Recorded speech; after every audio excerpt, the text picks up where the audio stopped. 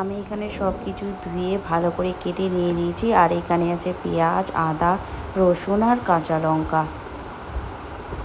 পেঁয়াজ, রসুন, কাঁচা লঙ্কা সবগুলো আমি এখন একসাথে মিক্সারে গ্রাইন্ডার করে নেব। এই যে তোমরা দেখতে পাচ্ছ এখানে আমি ডিম সিদ্ধ করে নিয়েছি, ডিমগুলো ছুলিয়েও নিয়েছি। এখন আমি এখানে দিয়ে দিলাম লবণ আর হলুদ। এগুলোকে আমি এখন ভালো করে মেখে নেব।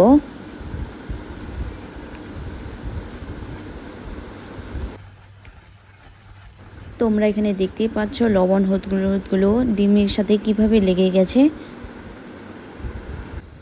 আর এই যে তোমরা দেখতে পাচ্ছ আমার ডিম কারির জন্য মশলাও তৈরি হয়ে গেছে। এখানে আমি কড়াইয়ে বসিয়ে দিয়েছি। কড়াইটা গরম হওয়ার পর আমি এখানে দিয়ে দিলাম সরিষার তেল। সরিষার তেলের মধ্যে এখানে এখন দিয়ে দিব ডিমগুলো দিয়ে দিলাম। ডিমগুলো এখন ভালো করে ফ্রাই করে নেব।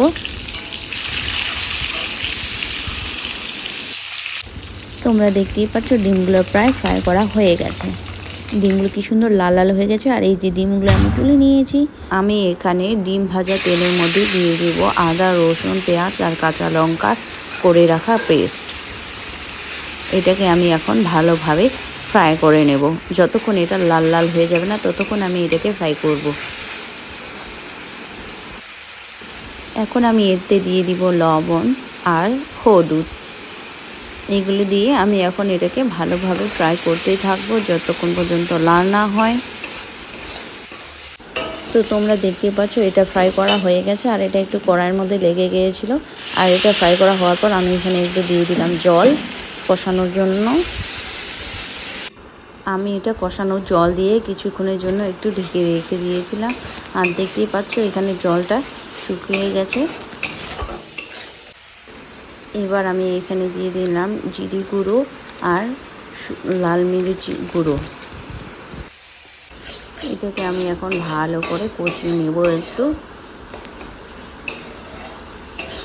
যাতে মশলাগুলো একটু ভালোভাবে ভাজা হয়।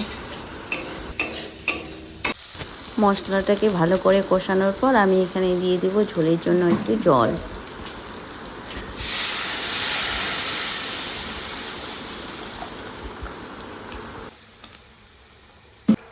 জলটা ভালো করে ফুটে উঠলে আমি এখানে দিয়ে দিব ফ্রাই করে রাখা ডিমগুলো। তো তোমরা দেখতেই পাচ্ছ তরকারিটা আমার হয়ে গেছে। তোমরা দেখতেই পাচ্ছ সবজিটা আমি নামিয়ে ফেলেছি। আর সবজিটা কি সুন্দর কালার আসছে। তো আজকের জন্য বাই বাই।